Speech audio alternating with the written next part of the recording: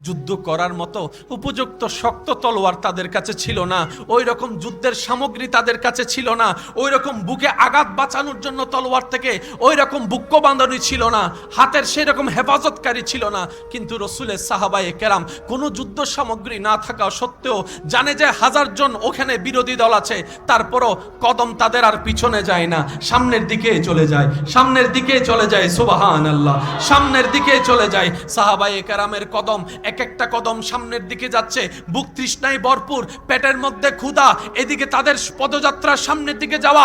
জগৎ জিজ্ঞেস করে, ও সাহাবায়ে কেরাম, কোন সাহসের বলে সামনের দিকে যাচ্ছেন? যুদ্ধ করার মতো উপযুক্ত তলোয়ার তো আপনাদের কাছে নাই, আপনারা কোন শক্তি বলে সামনের দিকে যাচ্ছেন? যুদ্ধ তো পরে না করবেন, শক্তি তো পরে না দেখাবেন, পা পিছনে না হয়ে সামনের দিকে যাচ্ছে কেন? সাহাবায়ে কেরাম বলে, পিছনে যাওয়ার জন্য মনের ভিতর যে ভয়টা কাজ করে মানুষের, আমাদের আজকে সেই ভয় কাজ করছে না। ঈমানি শক্তি, নবীর প্রেমে, আল্লাহর জন্য সেই শক্তি আমাদের ভিতর থেকে কাজ করতেছে। সুবহান। তো যেই ঘটনাটা সবার উপরে, সেই কারবালার ঘটনার প্রেক্ষাপটের একটা বিষয় আমাদের জেনে রাখা এবং মনে রাখা সর্বদাই দরকার। কারবালার ময়দানে যেই ঘটনা ঘটেছে সেখানে প্রধানত দুইটা সাইড ছিল। কয় সাইড? একটা আওয়াজ দিয়ে বলেন, কয় সাইড? একটা ইমাম আলী মাকাম ইমাম হুসাইনের সাইড, আরেকটা ছিল মালউন ইয়াজিদের সাইড। এবার আওয়াজ দিয়ে বলুন, প্রত্যেকটা মানুষের আলাদা আলাদা কাজের লক্ষ্য আছে না নাই? আপনারাই বলেন, আমি বলবো না। প্রত্যেকটা মানুষের আলাদা আলাদা কাজের লক্ষ্য আছে না নাই? এক একজনের লক্ষ্য এক এক রকম, এক একজনের লক্ষ্য। কারবালার ময়দানে ঘটে যাওয়া সেই ঘটনার ইয়াজিদের মেইন লক্ষ্য ছিল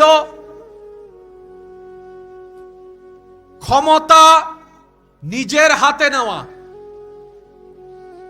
অন্যায়কে প্রতিষ্ঠিত করা, ইসলামের সূর্যকে ডুবিয়ে দেওয়া। একটা আওয়াজ দেন না। ইয়াজিদের লক্ষ্য ছিল কোরআন সুন্নাহ যা হারাম করেছে তাকে হালাল করা।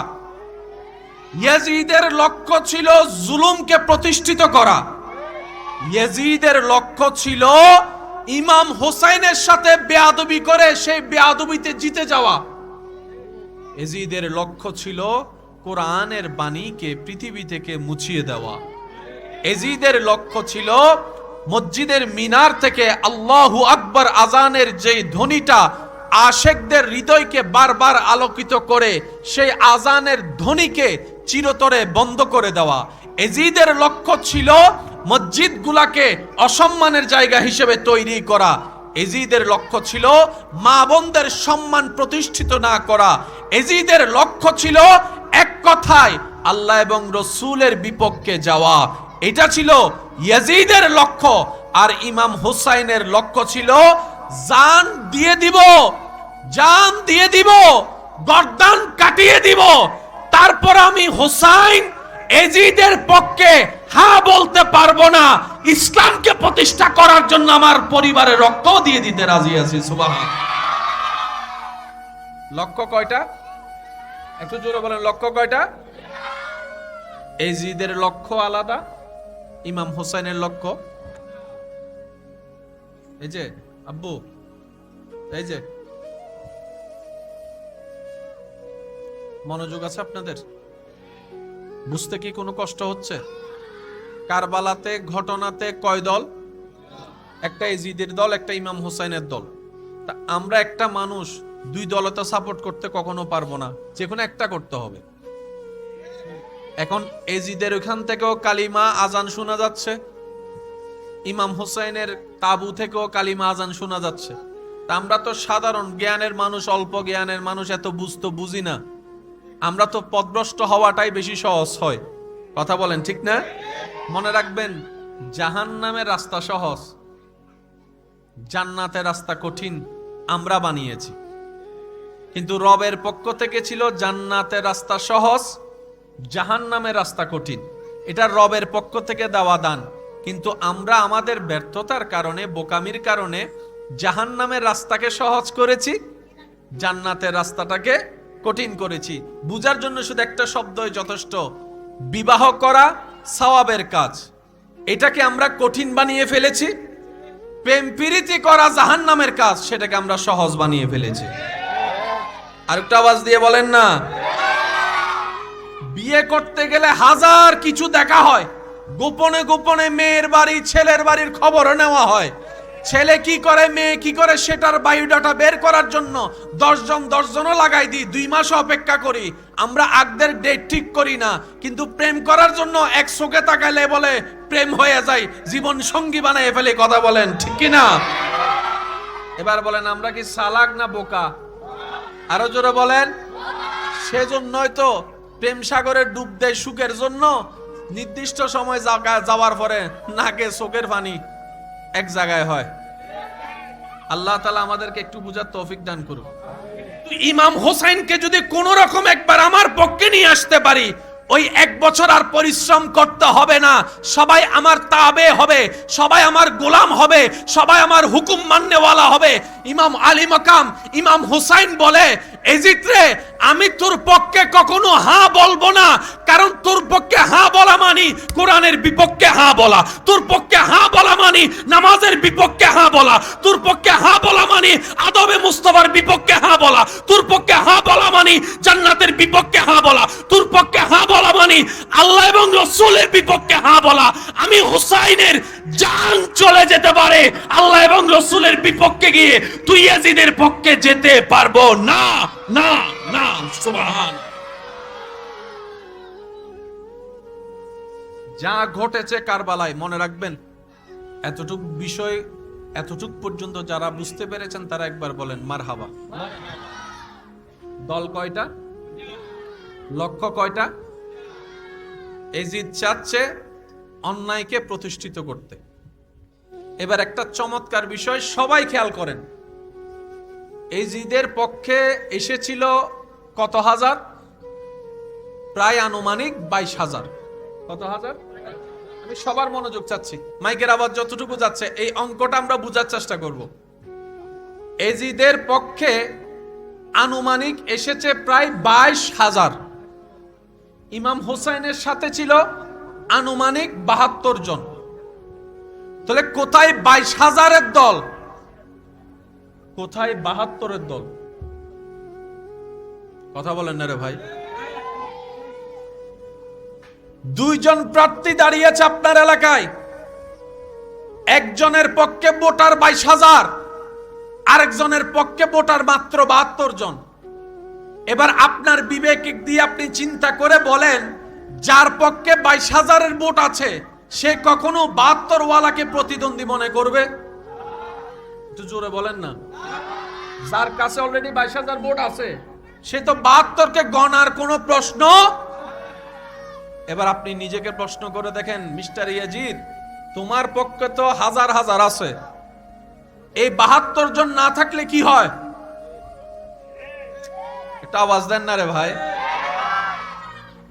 তোমার পক্ষে প্রায় 22,000-এর উপরে সাপোর্ট আছে তো, আর তুমি যে এলাকায় আছো ওই এলাকার মসনদের দায়িত্ব তো আছো, দখল করে আছো। এই 72 জন মেহমান তোমাকে সাপোর্ট না দিলে তোমার ক্ষতি কি? এই 72 জন তোমাকে ভোট না দিলে তোমার ক্ষতি কি? বড় বড় লেকচারার, বড় বড় ডিগ্রিওয়ালারা তো তোমার পক্ষে আছে, বড় বড় টাকাওয়ালারা তো তোমার পক্ষে আছে, বড় বড় যোদ্ধারা তো তোমার পক্ষে আছে।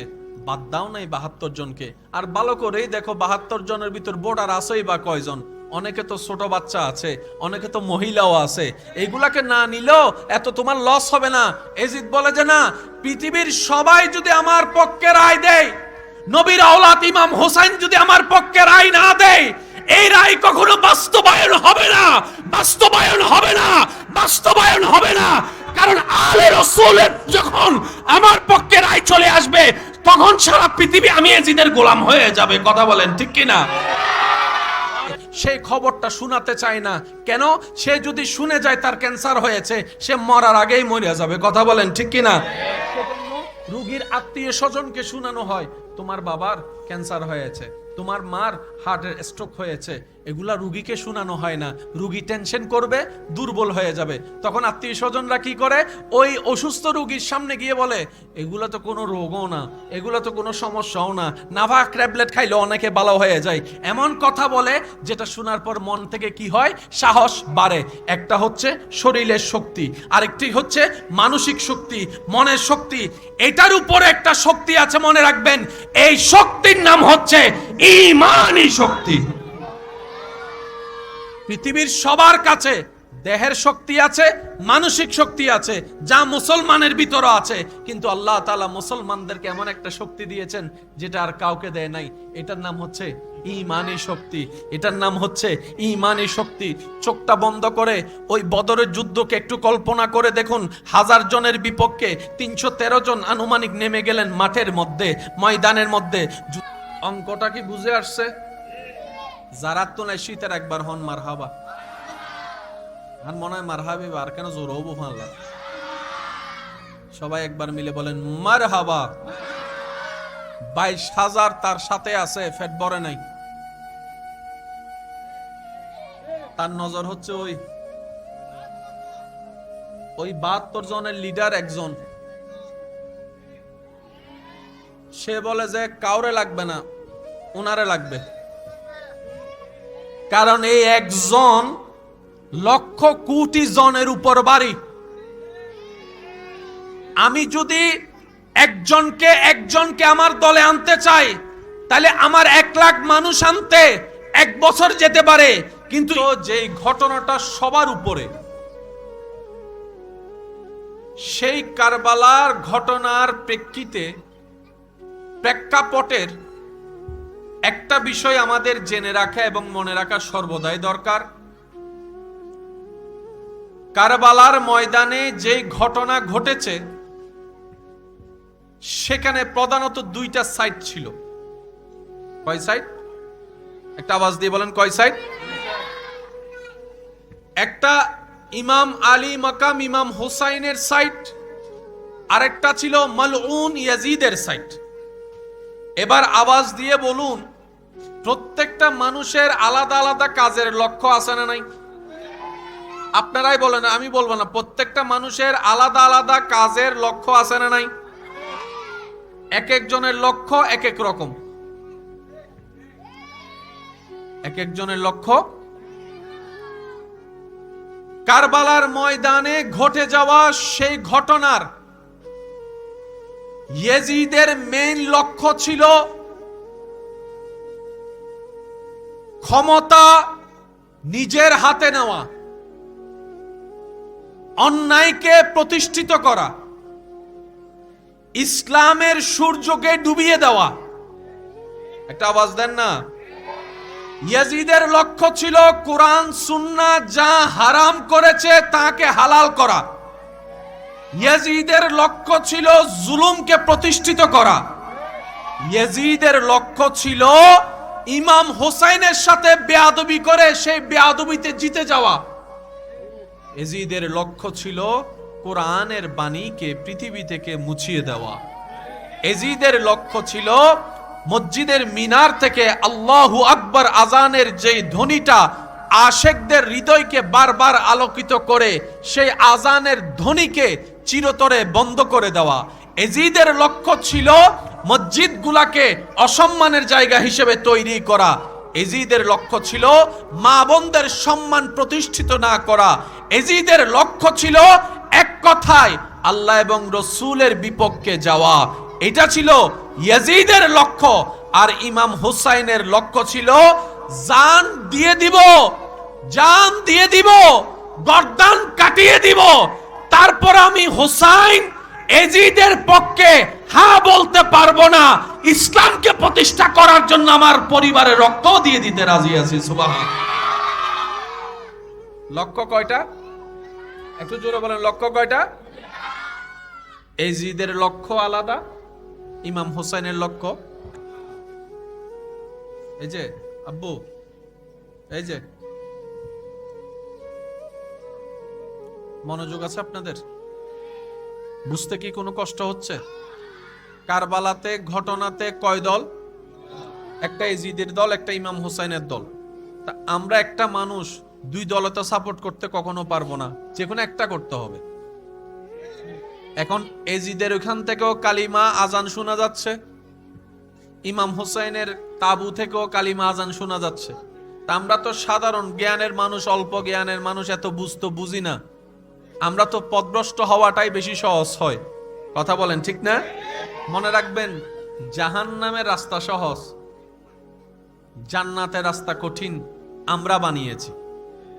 কিন্তু রবের পক্ষ থেকে ছিল জান্নাতের রাস্তা সহজ, জাহান্নামের রাস্তা কঠিন। এটা রবের পক্ষ থেকে দেওয়া দান। কিন্তু আমরা আমাদের ব্যর্থতার কারণে, বোকামির কারণে জাহান্নামের রাস্তাকে সহজ করেছি, জান্নাতের রাস্তাটাকে কঠিন করেছি। বুঝার জন্য শুধু একটা শব্দই যথেষ্ট, বিবাহ করা সওয়াবের কাজ, এটাকে আমরা কঠিন বানিয়ে ফেলেছি। প্রেম প্রীতি করা জাহান্নামের কাজ, সেটাকে আমরা সহজ বানিয়ে ফেলেছি। আরেকটা আওয়াজ দিয়ে বলেন না। বিয়ে করতে গেলে হাজার কিছু দেখা হয়, গোপনে গোপনে মেয়ের বাড়ি ছেলের বাড়ির খবরও নেওয়া হয়। ছেলে কি করে মেয়ে কি করে সেটার বায়োডাটা বের করার জন্য 10 জনও লাগাই দিই, 2 মাস অপেক্ষা করি। আমরা আগদের ডেট ঠিক করি না, কিন্তু প্রেম করার জন্য এক চোখে তাকাইলে বলে প্রেম হয়ে যায়, জীবন সঙ্গী বানায় ফেলে। কথা বলেন ঠিক কি না? এবার বলেন আমরা কি চালাক না বোকা? আরো জোরে বলেন। সেজন্যই তো প্রেম সাগরে ডুব দেয় সুখের জন্য, নির্দিষ্ট সময় যাওয়ার পরে নাকে চোখের পানি এক জায়গায় হয়। আল্লাহ তাআলা আমাদেরকে একটু বুঝার তৌফিক দান করুন। এতটুক বিষয়, এতটুক পর্যন্ত যারা বুঝতে পেরেছেন তারা একবার বলেন মারহাবা। দল কয়টা? লক্ষ্য কয়টা? এজিদ চাচ্ছে অন্যায়কে প্রতিষ্ঠিত করতে। এবার একটা চমৎকার বিষয় সবাই খেয়াল করেন, এজিদের পক্ষে এসেছিল কত হাজার? প্রায় আনুমানিক 22,000। কত হাজার? আমি সবার মনোযোগ চাচ্ছি, মাইকের আওয়াজ যতটুকু যাচ্ছে এই অঙ্কটা আমরা বোঝার চেষ্টা করব। এজিদের পক্ষে আনুমানিক এসেছে প্রায় 22,000। ইমাম হোসেনের সাথে ছিল আনুমানিক 72 জন। তাহলে কোথায় 22,000-এর দল, কোথায় 72-এর দল? কথা বলেন না রে ভাই। 2 জন প্রার্থী দাঁড়িয়েছে আপনার এলাকায়, একজনের পক্ষে ভোটার 22,000, আরেকজনের পক্ষে ভোটার মাত্র 72 জন। এবার আপনার বিবেক দিয়ে আপনি চিন্তা করে বলেন, যার পক্ষে 22,000-এর ভোট আছে সে কখনো 72 ওয়ালাকে প্রতিদ্বন্দ্বী মনে করবে? একটু জোরে বলেন না। যার কাছে অলরেডি 22,000 ভোট আছে সে তো 72কে গণার কোনো প্রশ্ন। এবার আপনি নিজেকে প্রশ্ন করে দেখেন, মিস্টার ইয়াজিদ, তোমার পক্ষে তো হাজার হাজার আছে, এই 72 জন না থাকলে কি হয়? একটা আওয়াজ দেন না রে ভাই। তোমার পক্ষে প্রায় 22,000-এর উপরে সাপোর্ট আছে তো, আর তুমি যে এলাকায় আছো ওই এলাকার মসনদের দায়িত্ব তো আছো, দখল করে আছো। এই 72 জন মেহমান তোমাকে সাপোর্ট না দিলে তোমার ক্ষতি কি? এই 72 জন তোমাকে ভোট না দিলে তোমার ক্ষতি কি? বড় বড় লেকচারার, বড় বড় ডিগ্রিওয়ালারা তো তোমার পক্ষে আছে, বড় বড় টাকাওয়ালারা তো তোমার পক্ষে আছে, বড় বড় যোদ্ধারা তো তোমার পক্ষে আছে। বাদ দাও নাই 72 জনকে। আর ভালো করেই দেখো 72 জনের ভিতর ভোটার আছেই বা কয়জন? অনেকে তো ছোট বাচ্চা আছে, অনেকে তো মহিলাও আছে। এইগুলাকে না নিলেও এত তোমার লস হবে না। এজিদ বলে যে না, পৃথিবীর সবাই যদি আমার পক্ষে রায় দেয়, নবীর আওলাদ ইমাম হোসেন যদি আমার পক্ষে রায় না দেয়, এই রায় কখনো বাস্তবায়ন হবে না, বাস্তবায়ন হবে না, বাস্তবায়ন হবে না। কারণ আলে রাসূলের যখন আমার পক্ষে রায় চলে আসবে তখন সারা পৃথিবী আমি এজিদের গোলাম হয়ে যাবে। কথা বলেন ঠিক কি না? ইমাম হোসেনকে যদি কোন রকম একবার আমার পক্ষে নিয়ে আসতে পারি, ওই 1 বছর আর পরিশ্রম করতে হবে না, সবাই আমার তাবে হবে, সবাই আমার গোলাম হবে, সবাই আমার হুকুম মাননেওয়ালা হবে। ইমাম আলী মাকাম ইমাম হুসাইন বলে, এজিদ রে, আমি তোর পক্ষে কখনো হ্যাঁ বলবো না, কারণ তোর পক্ষে হ্যাঁ বলা মানে কোরআনের বিপক্ষে হ্যাঁ বলা, তোর পক্ষে হ্যাঁ বলা মানে নামাজের বিপক্ষে হ্যাঁ বলা, তোর পক্ষে হ্যাঁ বলা মানে আদবে মুস্তাফার বিপক্ষে হ্যাঁ বলা, তোর পক্ষে হ্যাঁ বলা মানে জান্নাতের বিপক্ষে হ্যাঁ বলা, তোর পক্ষে হ্যাঁ বলা মানে আল্লাহ এবং রাসূলের বিপক্ষে হ্যাঁ বলা। আমি হুসাইনের জান চলে যেতে পারে, আল্লাহ এবং রাসূলের বিপক্ষে গিয়ে তুই ইয়াজিদের পক্ষে যেতে পারবো না, না, না। সুবহান। যা ঘটেছে কারবালায়, মনে রাখবেন, সেই খবরটা শোনাতে চায় না। কেন? সে যদি শুনে যায় তার ক্যান্সার হয়েছে, সে মরার আগেই মরে যাবে। কথা বলেন ঠিক কিনা? সেজন্য রোগীর আত্মীয় স্বজনকে শোনানো হয়, তোমার বাবার ক্যান্সার হয়েছে, তোমার মার হার্টের স্ট্রোক হয়েছে। এগুলা রুগীকে শোনানো হয় না, রুগী টেনশন করবে, দুর্বল হয়ে যাবে। তখন আত্মীয় স্বজনরা কি করে?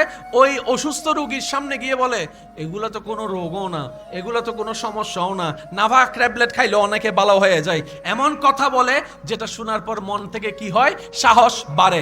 একটা হচ্ছে শরীরের শক্তি, আরেকটি হচ্ছে মানসিক শক্তি, মনের শক্তি। এটার উপরে একটা শক্তি আছে, মনে রাখবেন, এই শক্তির নাম হচ্ছে ঈমানী শক্তি। পৃথিবীর সবার কাছে দেহের শক্তি আছে, মানসিক শক্তি আছে, যা মুসলমানের ভিতরে আছে, কিন্তু আল্লাহ তাআলা মুসলমানদেরকে এমন একটা শক্তি দিয়েছেন যেটা আর কাউকে দেয় নাই। এটার নাম হচ্ছে ঈমানী শক্তি, এটার নাম হচ্ছে ঈমানী শক্তি। চোখটা বন্ধ করে ওই বদরের যুদ্ধকে একটু কল্পনা করে দেখুন। 1000 জনের বিপক্ষে 313 জন আনুমানিক নেমে গেলেন মাঠের মধ্যে, ময়দানের মধ্যে।